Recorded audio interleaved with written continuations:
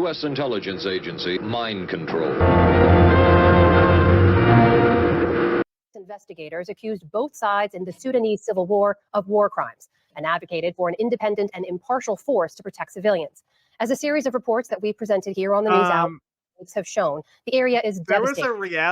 There was also a reality show where they literally made people think that they were training to be astronauts and did a whole flight simulator where the people literally thought they were taking off and going to the moon. That's amazing.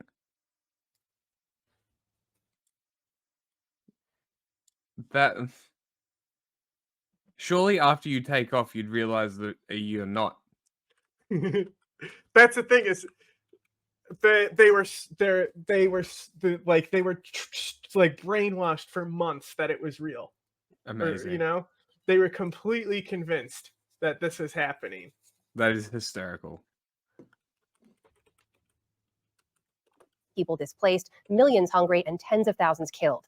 Nick Schifrin speaks with a U.S. diplomat working to address what's become the world's largest humanitarian crisis. Amna, the civil war erupted more than 500 days ago between the Sudanese armed forces and the paramilitary rapid support forces. Today's call from those UN-backed investigators reflects the desperation to help civilians caught in the middle, especially after U.S.-backed peace talks in Geneva failed to end the fighting. I'm joined now by Tom Perriello, U.S. Special Envoy for Sudan. Tom Perriello, thanks very much. Welcome back to the NewsHour. As I just mentioned, the Geneva talks did not create a pathway to peace. So what's next? Well, first of all, we were able to have a great deal of success opening up several of the humanitarian supply routes where over 1 million people are facing starvation. Over 20 million are facing acute hunger. Over 8 million pounds of food have moved. 3,000 tons last week into areas that have not seen emergency. Guess what they called this show?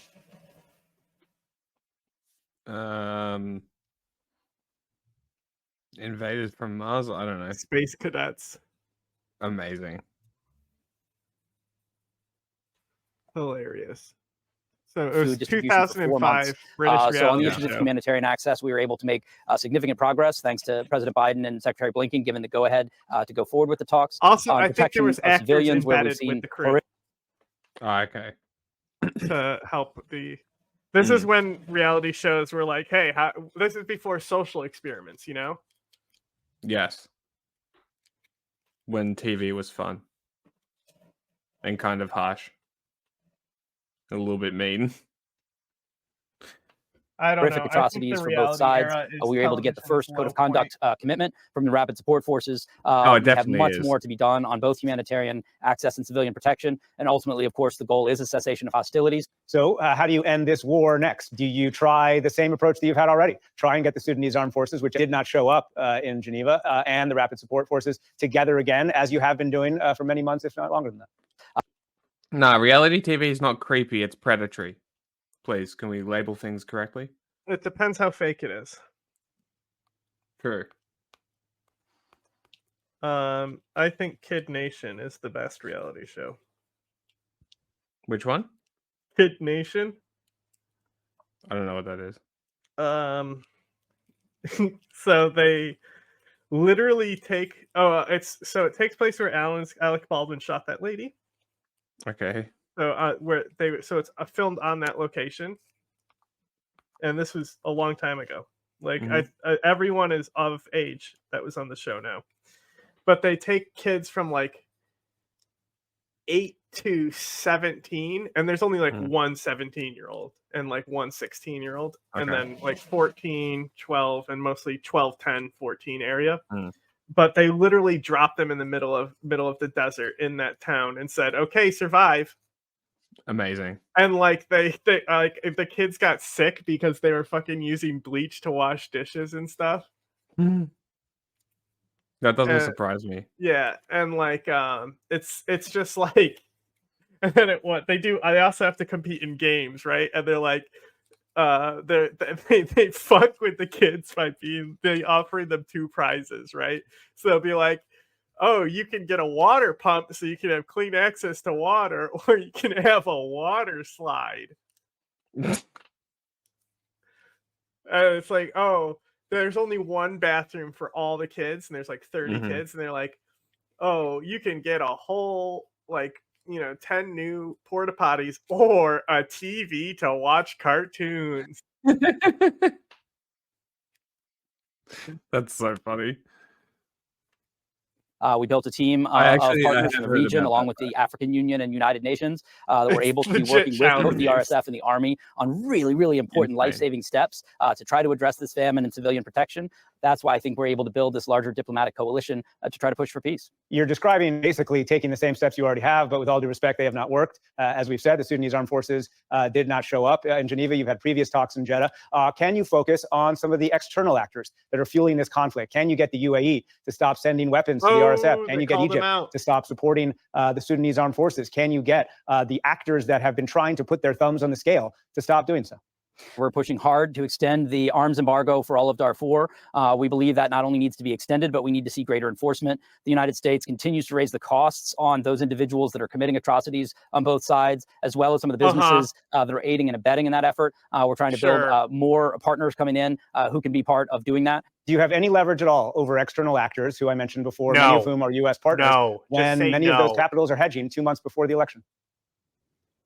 Yeah, we've been very clear that we call on all the external actors to stop fueling this war, stop sending in more arms, start to be partners in the humanitarian relief, the civilian protection, and the peace efforts.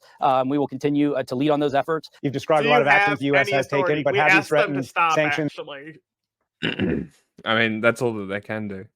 On the leadership of the two sides. General Burhan, the head of the Sudanese armed forces, General Hemeti, the head of the rapid support forces, as many experts have asked you to do. Yeah, we've continued to increase the sanctions on both SAF and RSF leaders. We have in some cases. I mean, it makes sense to, like, of course, like, it had to be a Arabic country that gets in on it. Like, it's only a matter of time before they also have a space program.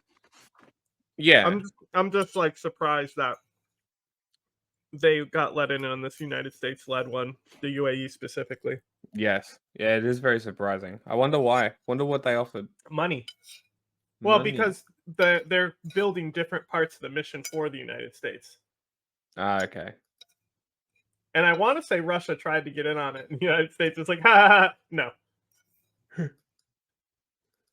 Made those explicitly related to issues, for example, atrocity prevention. We'll continue to have that be a central part of this strategy as we look to raise the costs of those that are imposing the suffering on the Sudanese people. You mentioned the crossing, Audrey, between Chad and Darfur. The agreement to get aid across that crossing only lasts for 3 months. How are you going to extend it? Well, we absolutely want to continue to show that this is a life-saving effort, that it is something the Sudanese people want and are appreciative of those leaders inside and outside the country that are helping to get food and medicine into these famine-stricken areas. We believe if we can continue to show those results, we'll be able to extend these efforts going forward. But we have a lot of people to reach that have not yet been reached since these reopenings. As I said at the top of the segment, UN-backed human rights investigators called today for, quote, independent, impartial force to protect civilians. Of course, force being the operative word there. That could include boots on the ground. Is that an idea you endorse? I think there's an understanding that, as you said before, we can't just keep doing the same things and expecting a different result. The scale of this crisis, first and foremost, is being imposed on the people of Sudan, but also increasingly on the region. And I think the recommendations coming out of the UN report are extremely important and timely as we head into the UN General Assembly, and should absolutely consider them and build support for a wide range of approaches to civilian protection and other things that can help in the war. Let me read you a statement by the Deputy Chairman of the Sudanese Sovereign Council, Malik Agar, to my colleague Layla Milana Allen during her recent trip to Sudan. Quote, the U.S. administration, they have never come here. We have an envoy who's never put a leg in Sudan. If you're serious to solve a problem somewhere, why don't you come and meet the president in this country? Why don't you meet us in our country? But this is not happening. Well, I've traveled to Sudan before, and I traveled to Audrey earlier, tried to come to Port Sudan, but was blocked by the government in the early parts of my tenure. More recently, we put a trip together that our diplomatic security team said would require me to just be at the airport. We communicated that. They rejected that offer, and we completely respected them rejecting that offer. But every week, I'm meeting with Sudanese people from all 18 states, hundreds and hundreds of Sudanese that I meet with virtually each week, as well as thousands from the refugee and diaspora community. So we'll continue to meet every day, every week with the Sudanese people, and hopefully that will involve a trip to Port Sudan sometime soon. Tom Perriello, thank you. International aid groups issued a joint declaration today that the hunger crisis in Sudan is of historic proportions. For nearly 18 months, the country has been embroiled in a civil war, a war that's killed tens of thousands of people and displaced millions more. In the fourth report from Sudan's front lines, supported by the Pulitzer Center, special correspondent Layla Milana Allen met some of the men fighting this war and looked into the powers funding it. Elated, defiant, united. These Sudanese armed forces soldiers want to show they're ready for a fight. In reality, most haven't yet been on a battlefield. They're fresh recruits. Part of the government's drive to grow the army's ranks in the fight against a rebel militia, the Rapid Support Forces. A shopkeeper, an engineer, and a middle school English teacher. A year ago, these men couldn't have imagined fighting. Now, they gather at this repurposed soccer stadium for basic training.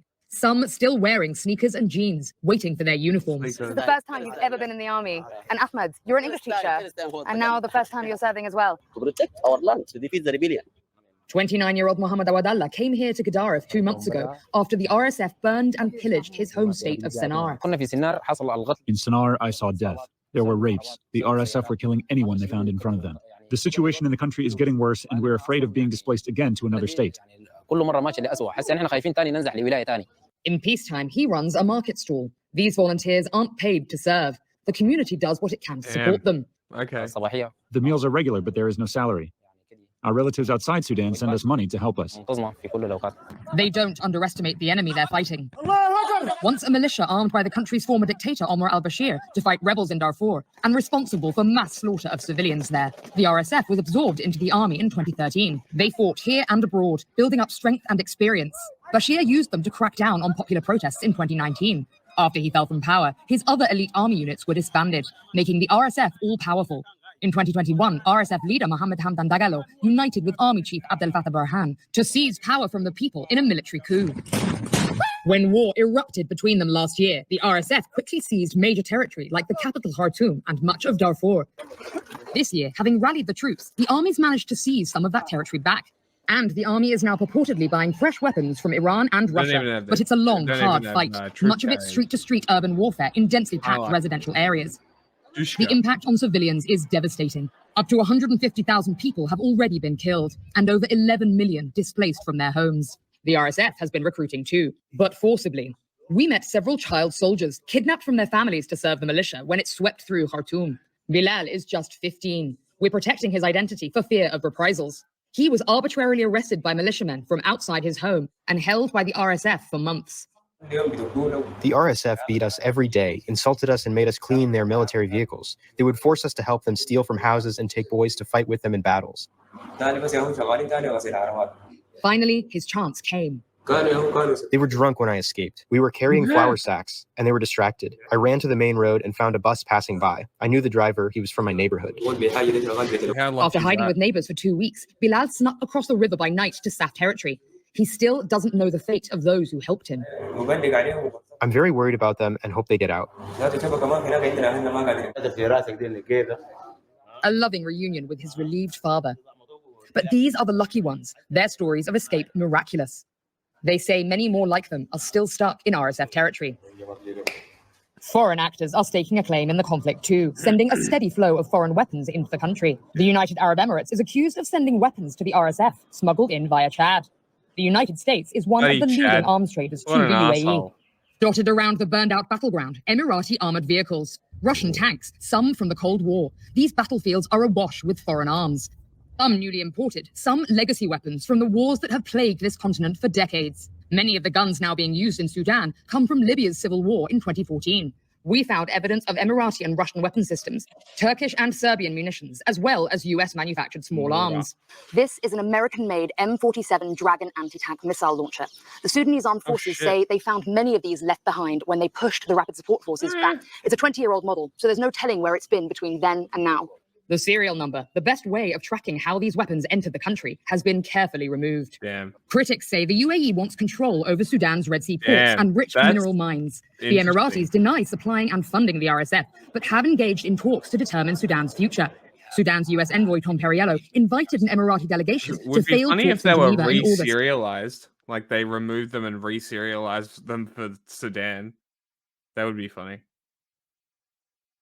But I guess it's just like black market stuff. I think the markings were removed before they arrived in Sudan. Yeah, like they probably would have been scuffed off in Jordan or Chad or wherever they went through. Well, they said it like... Or maybe the US scuffed them off before UAE and Iran. Yeah. The Sudanese army says it will not negotiate with a foreign power that's arming its enemies. Arms dealing is legal in the right circumstances, but countries who trade have a responsibility to track where and how their weapons are used. And these weapons are being used to massacre civilians.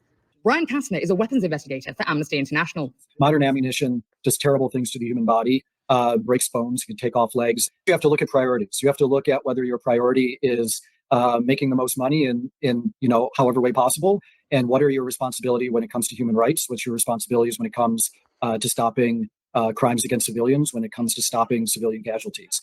It's not just foreign weapons, but foreign fighters playing a role in this war. Mercenaries from nearly a dozen countries have been spotted fighting alongside the RSF. Last month, Emirati passports were found in an area where the militia had been pushed back. We negotiated rare access to interview some of the RSF mercenaries the Sudanese army has captured at a nondescript intelligence base just meters from the echoing gunfire of the front line. Lul from South Sudan says he never even made the choice to fight. He came to work in Khartoum because even in wartime, he had more chance of earning money here than back home. In January, he was kidnapped from his cigarette stall and told he would be freed once he helped the RSF win back Omdurman. He arrived at the front to discover he and the other young fighters were little more than cannon fodder. There weren't many soldiers, and no one could use the weapons. The few people who did fire bullets killed themselves or others in the group by accident. They were children, too young to fight. I was afraid, thinking, will I survive or not? It was the only battle Lul would participate in, and it didn't last long. Fucking crazy. This might Went be to the battlefront. This might be one of the better PBS ones, honestly. Exposing child soldiers. I mean, this lady has been awesome, this whole story. But it was also, what was it? It was the Pulitzer Foundation, I think, helped fund this. Possibly. I think that's what it was. I'm not sure. I don't remember any funding thing. Clashes broke out and I was shot in the leg. The driver fled. I was shot again and fell to the ground with some others. I lay on the ground for 4 hours. The people with me died. Lul managed to crawl to an abandoned house where he was eventually found and arrested by the Sudanese army. He's been held here since March. I still don't understand anything that's happening. Will they let me go or not? No one tells me anything. Will I go home to my family or to prison? Zakaria is just 16. When an RSF recruiter came to his destitute village in Chad in early February, offering cash to fight, he jumped at the chance to help his family. They said they would pay us when we reached Sudan, $600. But when we arrived, they didn't give us any money. Like all the others here, he never saw a penny. By April, he'd been captured by the army. He's been locked up in Omdurman ever since. Prisoners of war must be treated humanely under international law. On camera, the boys said they were being treated well. But while setting up the interview, they whispered to the NewsHour team that they were being starved and begged for help to get out. Every member of the group was severely emaciated. So, once again, there are no good guys here. That's what makes the United States position worthless as well. Yes. Right, there are no good people in this conflict.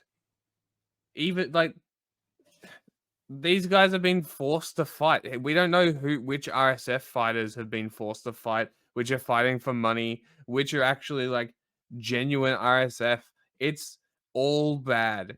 All of it is bad. It's all fucked. It needs to stop. Like Bilal, these are just young boys too, victims of a vicious conflict that spares no one.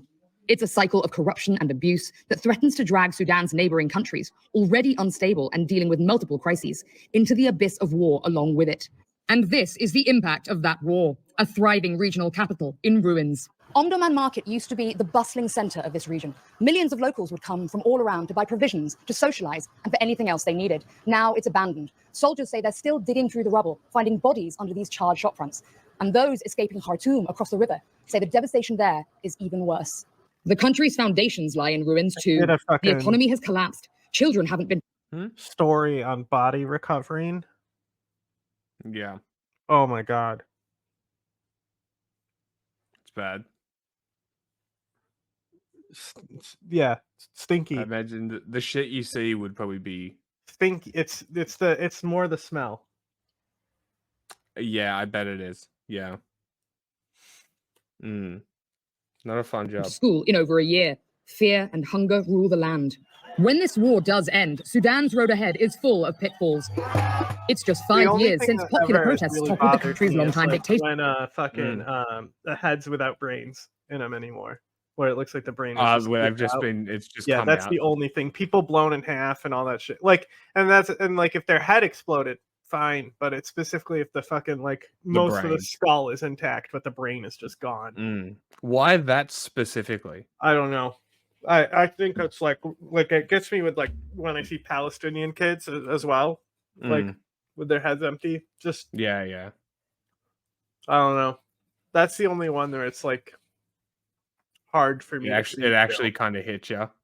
No, it's just more hard to see. I don't. Okay. I don't really wince at other stuff. Interesting. I wonder what that might be. What? Just that feeling, because it's. I don't know. It's like eyes for me. But also it depends because I don't know. But then the army snatched power from the people, while many here support it in fighting the RSF. If they win, the next battle will be for democracy.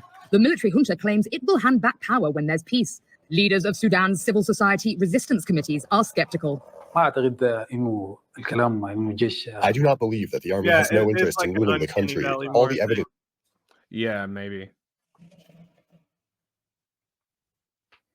Shows the army is interested in staying in power. The future of the youth is in great danger because after the revolution, many hopes were built, and what's happening now is a complete destruction of everything.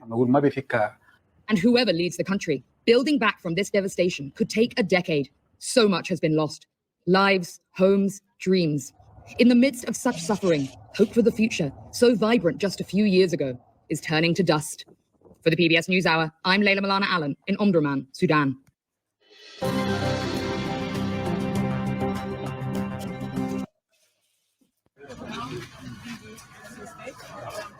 Sudanese are suffering through a perfect storm of crisis. Over 500 days of conflict, the largest level of displacement in the world, famine in some parts and risk of this in others. 25.6 million people, over half of Sudan's population, are expected to face high levels of acute food insecurity. Additional resources are required to meet their needs. And we're calling on the world to wake up and help Sudan out of the nightmare it's living through. The scale of the emergency is shocking, and as is the insufficient action being taken to curtail the conflict and respond to the suffering. One of the early causing. Predictions we had is that Egypt, if Egypt would step up, if Egypt wasn't a fucking pussy country, under the current regime, and they stepped up when their pilots were hostage and immediately sent troops in. It would have made a difference. I mean, yeah, no shit, it would have made a difference if they stabilized the city. Yeah. But I guess fuck it. Watch get your popcorn. Watch. It's easier. And Egypt is on the side of the Sudanese military anyway. So it would just be a backup for the Sudanese military. But Egypt didn't. Yeah. Egypt slept on it, thinking they could just be like, hey guys, maybe you don't. Please don't. We'd get really mad. In Sudan has so far claimed the lives of at least 20,000 people. Thousands of families are now faced with acute humanitarian crises that include lack of access to medicine and food. The WHO chief Tedros Adhanom lamented on lack of global attention to the crisis. Sudan's conflict has so far killed more than 20,000 people. This is an underestimate, by the way. Because of the dam. They don't want the dam being built, so they're enabling the war. It's like, shut the fuck up, bro. The dam literally will not affect Egypt if it's filled at a certain rate, that needs to be negotiated.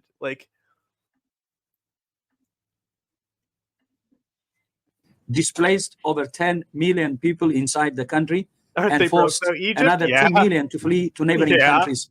This is the largest internal displacement of people in the world today. During his visit in Sudan, he also highlighted the impacts of the war in the country. Tedros called for an immediate ceasefire that will lead to a lasting political solution. Brain broken. To the conflict in Sudan.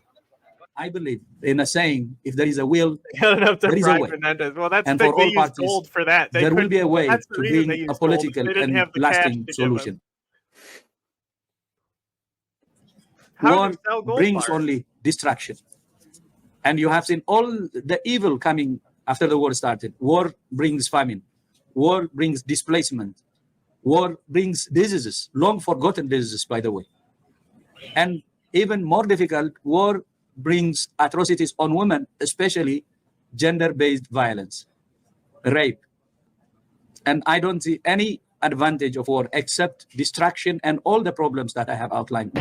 Tedros also requested better protection of health facilities and secure access for aid supplies to expand the vaccination program in the country.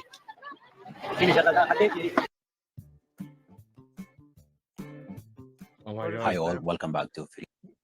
I found this. It's very quiet. Yeah. He has 17 subscribers. I don't know if his audio is way too low. I don't even know if we can. Well, like, let's see. The thing is that his audio is just going to get lower when I export it in post. Yeah. I'm Adam, and today I will go through a global issue that's been largely overlooked by the But it was interesting because I went into the channel, right? There's fucking 2 videos. How old? 2 weeks. Okay. So kind of interesting. And the first video they make is about Sudan. Yeah. It is devastating on so many levels, but it is barely making it to the headlines. The Sudan's war between the Sudanese Armed Forces and RSF, Rapid Support Forces. RSF, they formed in early 2000s in the western side of Sudan as Janjaweed militia. They were famous with their atrocities. Until in 2013, the Sudanese government at that time rebranded Janjaweed militia as RSF to work beside the Sudanese Armed Forces. However, in the year I'll tell you what, for a 2-3 minute video, I'd send this to people over most things. Yeah, it's just the the audio being so low. I mean, you could probably leave a constructive comment and just say, yeah. YouTube, it caps at 14 LUFS, negative 14 LUFS anyway, right? So if you're over that, it just reduces your audio to 14. So you either want to be on 14 or slightly over it, right? Because if you're lower, then you're not at the maximum loudness that it should be for YouTube. Okay. So, I'll send you. LUFS is very difficult to explain to people. So it's like if you just write. Yeah, I'll send you the link and you can leave the comment. Just write to them. Just so you know, YouTube makes your videos quieter, so probably make them twice as loud in the future. And then say, great video. 16 likes.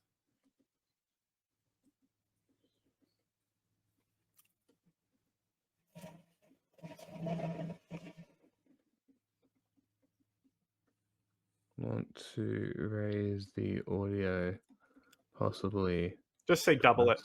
Twice as loud. Other than that,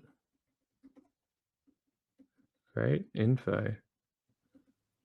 Better than most places. Oh, is there dislikes? I thought there were 0 dislikes. Yeah, there's 0. Yeah.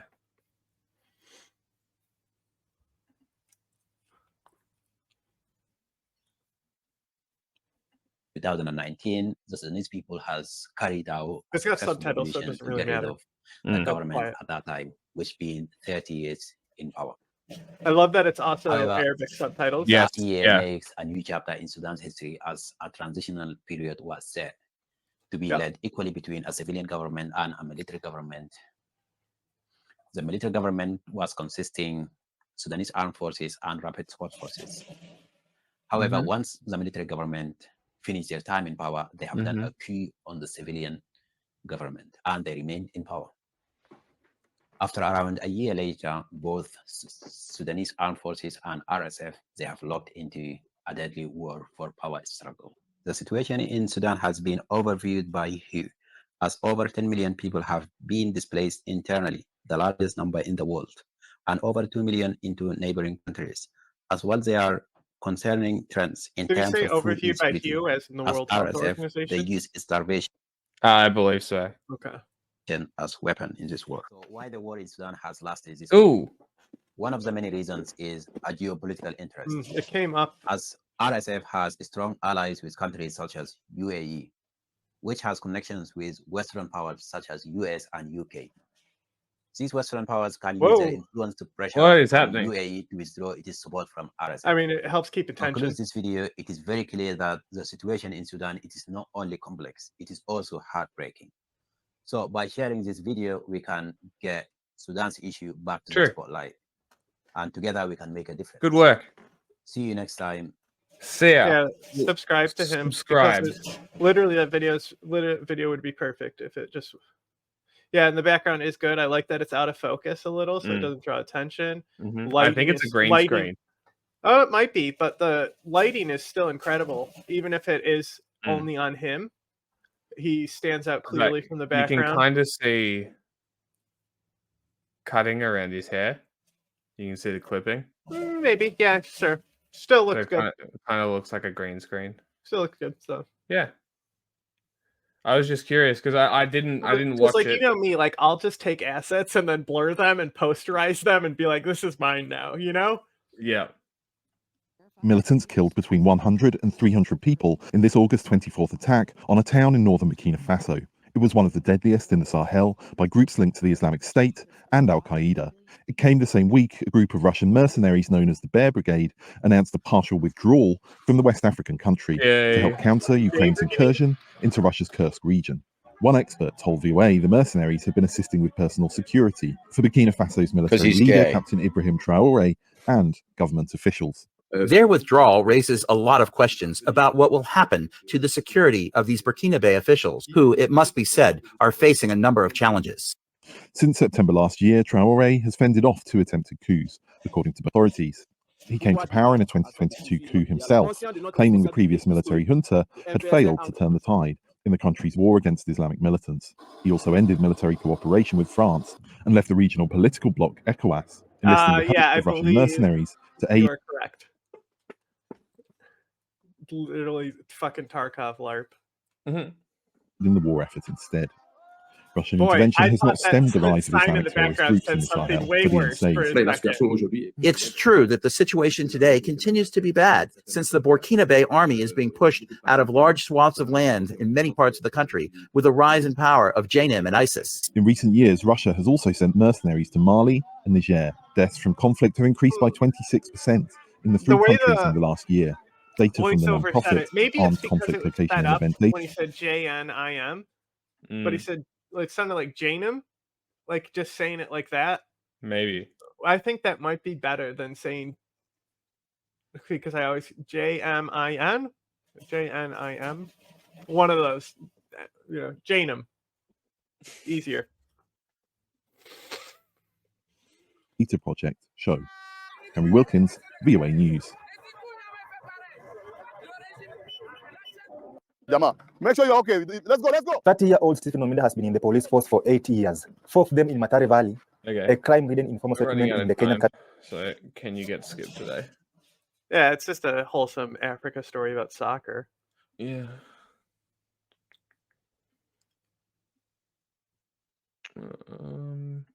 This is Democracy Now!, democracynow.org, The War and Peace Report. I'm Amy Goodman.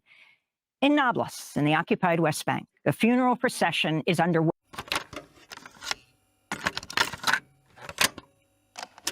Are you aware of a CIA psychological profile about you, sir? Would you be interested in hearing what the CIA had to say? This secret study portrays as a brilliant but dangerous megalomaniac who is likely to pursue his own aims in disregard of U.S. interests. He's an uncertain ally. Shall I go on, or would you prefer that I stop, sir?